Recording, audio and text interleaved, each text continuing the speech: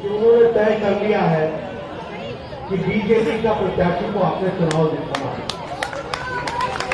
लेकिन मैं चाहूंगा कि आपके माध्यम से मंगोलपुरी के सारे इलाके के लोगों को चुनाव में किन बातों का ध्यान रख करके वोट देना चाहिए, वो संदेश मेरा उन तक आप पहुंचाएंगे, ऐसा मेरा विश्वास है। जब इलेक्शन आते हैं, हम तो पार्टी के कार्यकर्ता हैं, हर चुनाव में हम लड़ते हैं, लोगों को अपनी बातें कहते हैं, पर कई बार मैं देखता हूं कि चुनाव में जो मतदाता है, वोटर है, वो भ्रमित हो जाता है। भ्रमित होने का कारण भी है कि ये अगले 7-8 दिनों में हर व्यक्ति, हर पार्टी अपने अपने ढंग से अपनी बात को रखती है, और जब वो रखती है तो कई बार ऐसा लगता है कि ये भी ठीक बोल रहे हैं, कई बार ऐसा लगता है कि वो भी ठीक बोल रहे हैं, तो कई बार आप गुमराह हो जाते हैं कि कौन सच है कौन झूठ है, कौन सच्चाई बोल रहा है कौन गुमराह कर रहा है। अच्छा, इन्हीं 6 दिनों में तर्क भी होगा, कुतर्क भी होगा, अर्थ भी होगा, अनर्थ भी होगा। ऐसी परिस्थिति में हम लोगों के लिए चिंता का विषय होता है कि किसको वोट डालें और किसको वोट न डालें। मैं हमेशा सब लोगों को एक बात कहता हूं, कभी इस आधार पर वोट मत डालो कि कौन क्या अगले 5 साल में करेगा, चाहे वो पार्टी है, चाहे वो व्यक्ति है। उसको वोट डालने का अधिकार सिर्फ एक ही बात पर होना चाहिए, कौन प्रत्याशी और कौन पार्टी पीछे क्या करती रही है, वही उसका आधार बनेगा कि वो आगे क्या करेगा। इस बात को समझना।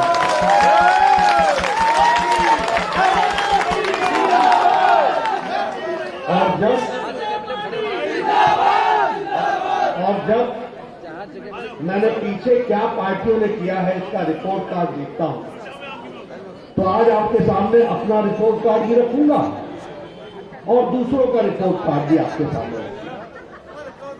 आप बताइए कि आपको 5 साल पहले आपकी सरकार के नेता केजरीवाल जी ने कहा था कि नहीं कहा था कि हम आपको शुद्ध आरओ का पानी पिलाएंगे।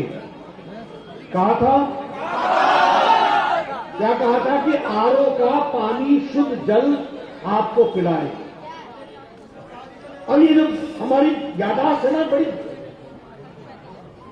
शॉर्ट मेमोरी होती है, छोटी, बहुत दूर याद रख नहीं पाते, इसलिए याद करा रहा हूं।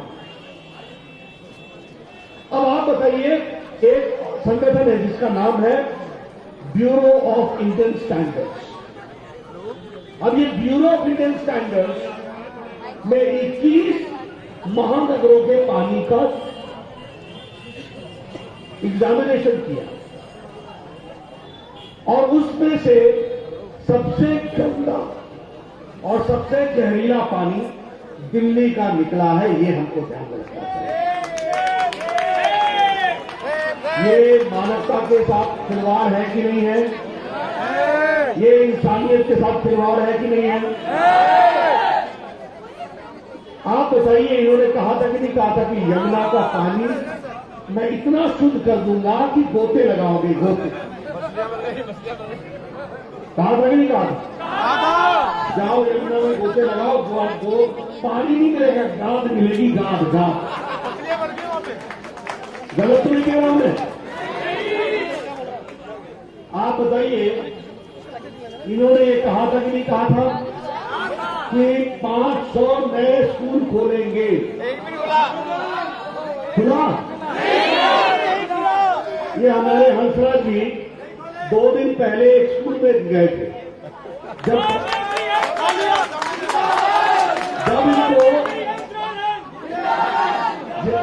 जब इनको प्रशासन को पता चला कि सांसद महोदय स्कूल देखने जा रहे हैं, तो क्योंकि वो स्कूल की हालत अच्छी नहीं थी, तो कह दिया कि यह स्कूल शिफ्ट कर दिया गया है, मंगोलपुरी का स्कूल। और कहा कि यहां से वहां शिफ्ट हो गया, और जब वहां गए तो वहां तंबू गड़े हुए हैं। आप बताइए ये स्थिति अच्छी है क्या? आप बताइए, इन्होंने कहा था कि नहीं कहा था कि 20,000 गेस्ट टीचर को हम परमानेंट करेंगे? एक भी गेस्ट टीचर परमानेंट हुआ? एक भी टीचर। और क्या किया इन्होंने कि मोदी जी का स्मार्ट स्कूल का पैसा 2-3 स्कूलों में रंग रोगन करके लगा दिया और कैमरे में फोटो खिंचा करके दिल्ली की शिक्षा को ऊंचा कर दिया। केजरीवाल ने एडवर्टीजमेंट पे 216 करोड़ रुपए खर्च कर डाले। किया कि नहीं किया? स्कूल की हालत बद से बदतर हो गई और एडवर्टीजमेंट में केजरीवाल जी चमक गए। आप बताइए, ग्रीन सेस टैक्स लगाकर 1200 करोड़ रुपए इन्होंने इकट्ठे किए और 1200 करोड़ रुपए में 216 करोड़ खर्च किए, उसमें भी अधिकतर एडवर्टीजमेंट पर खर्च। क्या प्रदूषण घटा? अच्छा, आपने हमारी सरकार तो नहीं बनाई थी, लेकिन मोदी जी ने ईस्टर्न और वेस्टर्न पेरिफेरल रोड बना के 60,000 गाड़ियां जो प्रतिदिन दिल्ली के अंदर से होकर के जाती थी, उसको बाहर से जाने का इंतजाम किया कि नहीं किया? तो प्रदूषण में कमी लाने में हमारा योगदान हुआ कि नहीं हुआ? मोदी जी का योगदान हुआ कि नहीं हुआ? आप बताइए, आईटीओ पर अंडर क्लास बन रहा कि नहीं बन रहा? उसकी मंजूरी दे दी कि नहीं दे दी? 6,700 करोड़ रुपए खर्च होंगे, 60,000 गाड़ियां प्रतिदिन अंडर पास से निकल जाएंगी। ये हमारा कॉन्ट्रीब्यूशन। इसलिए आप बताइए, इन्होंने कहा था कि नहीं कहा था कि 5,000 नई बसें चलेंगी डीडी? कहा था कि नहीं कहा था? चली 1,081 बसें घट गई और एक भी नई बस नहीं आई।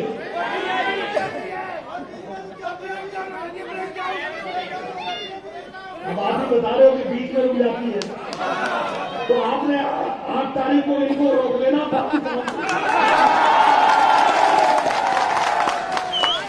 आप बताइए, मेट्रो रेल का चौथा फेज, उस पर अड़ंगा लगाया गया था कि नहीं लगाया था? उसके बावजूद भी मोदी जी ने काम शुरू किया कि नहीं किया? आप बताइए कि इन्होंने 5 साल में एक भी फ्लाईओवर बनाया क्या? 15 लाख सीसीटीवी कैमरे लगने से लगे क्या?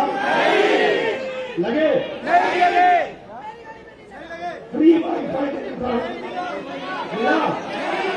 जो टावर चल रहे थे वो भी बंद हो वो भी नहीं हुए।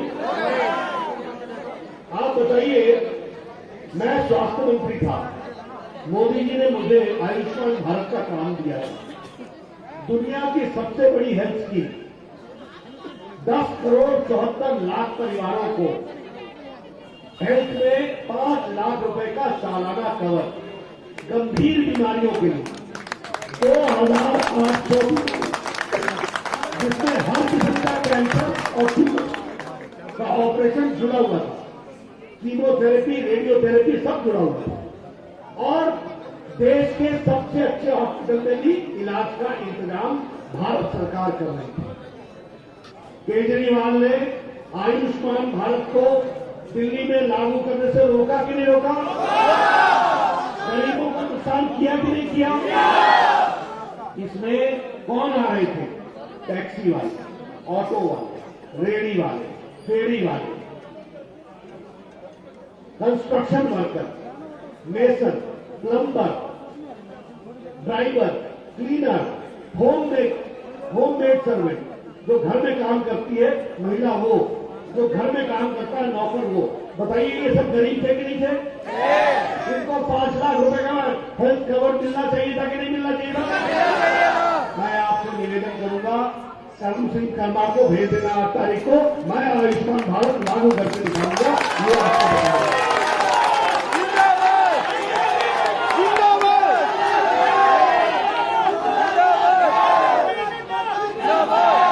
अब आपको मैं 2014 से 2019 की बात नहीं कर रहा। मैं 2014 से 2019 की बात नहीं कर रहा, क्योंकि 2014 से 2019 में आपको मोदी जी का काम पसंद आया, आपने फिर से सातों के सातों एमपी चुना करके भेज दिए दिल्ली। लेकिन 2019 के मई महीने से आज तक 8 महीने गुजरे और मैं आपको 8 महीने का रिकॉर्ड देना चाहता हूं। आपको मैं रिपोर्ट कार्ड देना चाहता हूं 8 महीने का। मोदी जी ने 8 महीने में वो काम करके दिखाए जो 70 साल से लटके हुए थे, जो 70 साल में पूरे नहीं हुए, वो मोदी जी ने पूरा कर दिया।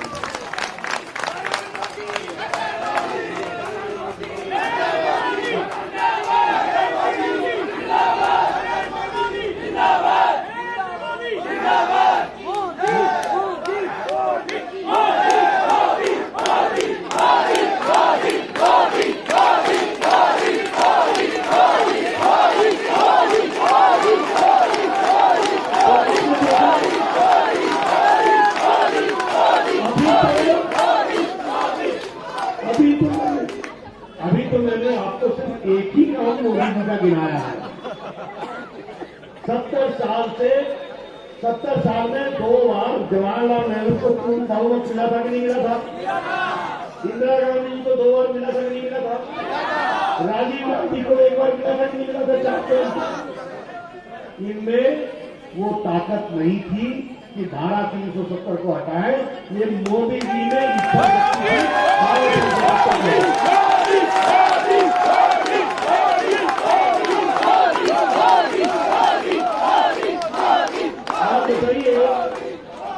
आप बताइए, मोदी जी ने 13वीं शताब्दी का चला हुआ कानून ट्रिपल तलाक, उसको समाप्त किया कि नहीं किया? सुप्रीम कोर्ट ने कहा था कि नहीं कहा था कि एक कानून बनना चाहिए? और हमारा तो नैतिक अधिकार है।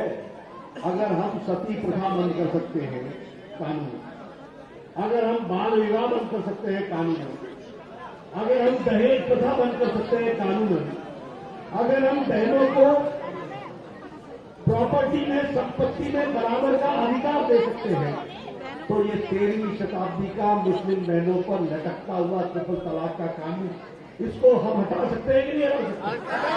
और मोदी जी ने हटा दिया। ये बात हमको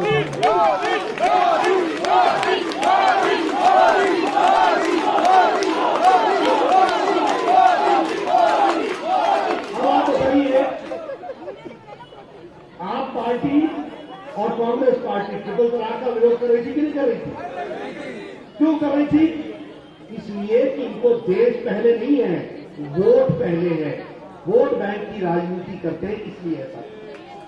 और आपको जानकर आश्चर्य होगा कि पाकिस्तान में ट्रिपल तलाक कानूनन बंद है, वो इस्लामिक देश है। बांग्लादेश में कानूनन बंद है, वो इस्लामिक देश है। अफगानिस्तान में बंद है, कानूनन बंद है, वो इस्लामिक देश है। ईरान में बंद है, वो कानूनन बंद है, वो इस्लामिक देश है। सीरिया में बंद है, ईरान में बंद है, मलेशिया में बंद है, इंडोनेशिया में बंद है। ये बहुत देश है मुस्लिम। और हमारे देश में जो धर्मनिरपेक्ष देश था, यहां ये कानून था। मोदी जी ने ताकत दिखाई और ट्रिपल तलाक को समाप्त किया, मुस्लिम महिलाओं को आजाद किया।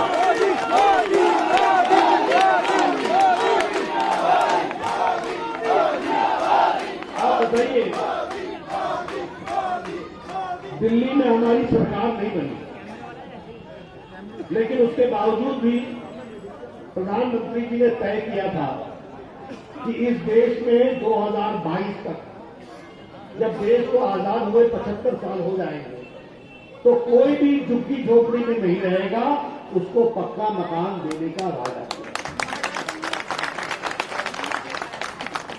2022 तक 2 करोड़ घर बनने हैं।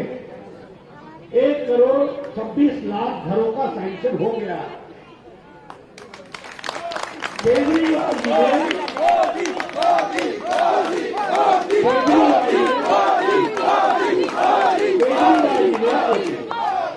केजरीवाल जी ने प्रधानमंत्री आवास योजना दिल्ली में लागू नहीं होने दी।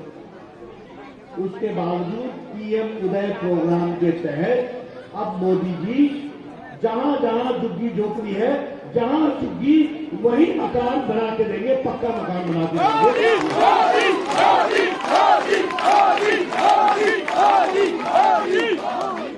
30 स्क्वायर मीटर का मकान होगा, 30 स्क्वायर मीटर, 2 कमरे होंगे, एक बाथरूम होगा, एक टॉयलेट होगा, एक बालकनी होगा। और यह जब तक घर बनेगा नहीं तब तक उस झुग्गी वाले को उसी जगह के आसपास 5 किलोमीटर के रेडियस में उसको रहने का इंतजाम भारत सरकार करेगी, ये हम आपको बताएंगे।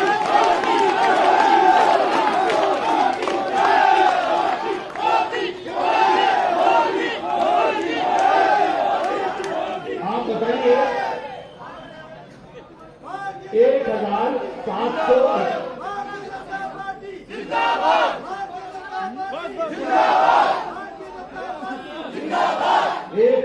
1731 अनाधिकृत कॉलोनी को, अनऑथराइज कॉलोनी को मोदी जी ने कैबिनेट में हस्ताक्षर करके उनको मालिकाना हक दिया कि नहीं दिया?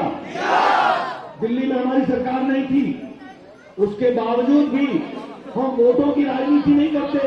मोदी जी देश की राजनीति करते हैं, समाज के विकास की राजनीति करते हैं। इस बात को ध्यान रखिए।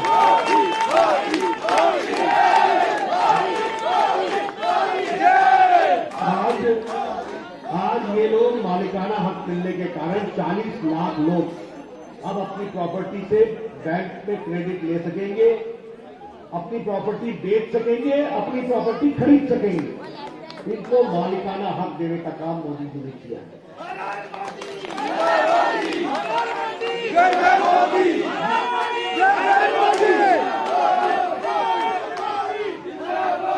ये हमारा, मैंने आपके सामने 8 महीने का अपना रिपोर्ट कार्ड रखा, पसंद आया? आपको उनके 5 साल का रिकॉर्ड रखना ध्यान में आया? अब आप तय करो कि किसके साथ चलना है।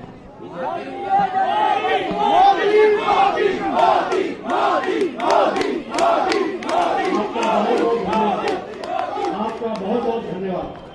एक बात और बोलना चाहता हूं, ये तो उनकी विकास की कहानी है, आपको 2-3 बातें और बताना चाहता हूं। आप बताइए, अभी केजरीवाल जी ने कहा कि पाकिस्तान से आए हुए लोगों के हम चेक क्या कहा कि नहीं कहा? आप बताइए, दिल्ली में पाकिस्तान से आए हुए आधी दिल्ली के लोग हैं कि नहीं है? 1947 में सब आए थे कि नहीं आए थे?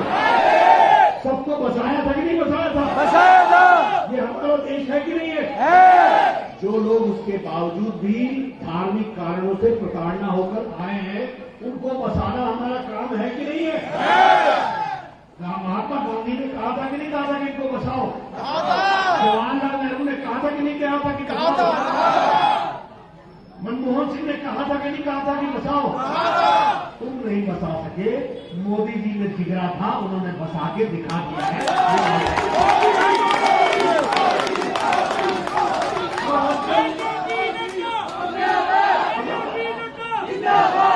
अब आजकल हम इनको बसाएं तो आप पार्टी क्या कहती है कि तुम्हारी नागरिकता ले ली जाएगी। अरे भैया, क्यों भ्रम में डाल रहे हो? ये नागरिकता देने का कानून है, लेने का कानून नहीं है। फिर क्या बोलते हैं कि करोड़ों लोग आ जाएंगे, आ नहीं जाएंगे, आ गए हैं, जहां रह रहे हैं, उनको नागरिकता देने का सवाल है। फिर क्या बोलते हैं कि हम शाहीन बाग के साथ बोलते हैं कि नहीं बोलते?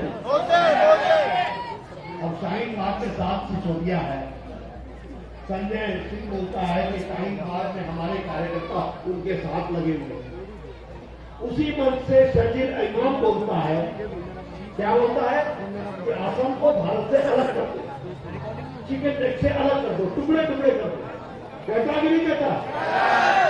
अब किस मंच से मैं भाषण दे रहा हूं और मेरे बात को याद करके राष्ट्रद्रोह का भाषण देता है, तो उसका मेरा संबंध बनता है कि नहीं बनता? बनता है कि नहीं बनता? मैं पूछना चाहता हूं केजरीवाल और आप पार्टी से, तुम्हारा शाहीन बाग से क्या रिश्ता है और तुम्हारा शर्जील इमाम क्या रिश्ता है? मुझे जवाब चाहिए। अब आप बताओ, आप बताइए,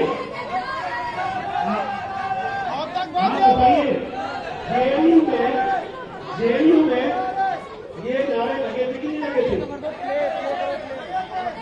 भारत तेरे टुकड़े टुकड़े लगे थे कि नहीं लगे थे? टुकड़े टुकड़े गैंग ने नारा लगाया था कि नहीं लगाया था? ये कहा था कि नहीं कहा कि अफजल हमसे जिंदा है, तेरे कातिल जिंदा है, कहा था कि नहीं कहा? दिल्ली पुलिस ने कन्हैया कुमार और उमर खालिद के खिलाफ केस बनाया कि नहीं बनाया? 1 साल हो गया है, केजरीवाल जी ने उसके खिलाफ प्रोसिक्यूशन का सैंक्शन नहीं किया है। अब आप बताइए, ये राष्ट्रपति का काम है? ये राष्ट्रपति का काम है? आप शपथ लेते हैं कि मैं भारत की संविधान की रक्षा करूंगा, मैं भारत के संविधान को अक्षुण्ण रखूंगा, जो कुछ भी मेरे को बताया जाएगा और मेरे ज्ञान में लाया जाएगा प्रत्यक्ष या परोक्ष रूप से वो देश हित में मैं इस्तेमाल करूंगा। कहा जाता है कि नहीं कहा जाता? ये देश हित में इस्तेमाल कर रहे हो? ये भारत के संविधान की रक्षा हो रही है? ये है इनके मासूम अतीत के। कितना मासूम दिखता है आप कहना देखो, तो ऐसा लगता है जैसे वो इसके बराबर से तो गुरुवाई कोई नहीं। खाली गलती इतनी कर रहे कि जो राष्ट्र के खिलाफ नारे लगा रहे उनके खिलाफ एफआईआर लॉन्च होने के बावजूद भी उनके खिलाफ एक्शन लेने के बीच में रोकने का काम कर रहे हैं, अटकाने का काम कर रहे हैं, रोकने का काम कर रहे हैं। 1 साल हो गया, इसका प्रोसिक्यूशन का सैंक्शन नहीं किया गया। 4 दिन से मैं पूछ रहा हूं, जवाब नहीं दिया गया। मैं तो विकास पे लड़ रहा हूं कि कैसा विकास हो गया? विकास की कहानी तुमको बता दी, पानी की कहानी बता दी, स्कूल की कहानी। अब कल मैं आपको एक मोहल्ला क्लिनिक में बताऊंगा। आप बताइए, जो जिला अस्पताल में जो ऑपरेशन होते थे वो रुके हैं कि नहीं रुके हैं? डॉक्टर कम हो गए कि नहीं हो गए? क्या क्या क्या तो क्या बना दिया? इसलिए मैं आपको सिर्फ एक ही निवेदन करना चाहता हूं। आपने मेरी बात बहुत गर्मजोशी से सुनी है, क्षमा करिएगा, थोड़ा गला मेरा जिस तरीके की चुनावी सभाएं चल रही है उसके कारण से थोड़ा सा बोलने में भी दिक्कत हुई है, लेकिन आपने बहुत साथ दिया मेरा। मेरी बात अगर आपको पसंद आई होगी तो जाइए घर घर गांव गांव सबको बताइए, मंगोलपुरी के एक घर में बताइए कि करण सिंह जी का जीतना करण सिंह के लिए नहीं, देश के लिए और दिल्ली के लिए जरूरी है। इस बात को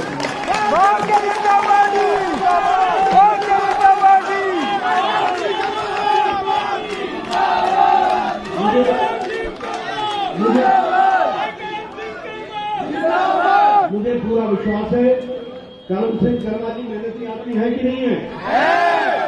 आपके साथ खड़े रहते हैं कि नहीं रहते? पार्टी बीजेपी पूरी ताकत के साथ लगी है कि नहीं लगी है? अब आप भी लग जाइए और भारतीय जनता पार्टी को विजय से दिलाइए, कमल का निशान पर मोहर लगाइए और ऐसा मोहर लगाइए ताकि बीजेपी आगे दिल्ली में आए और दिल्ली को नए विकास में ले जाए। इन्हीं शब्दों के साथ बहुत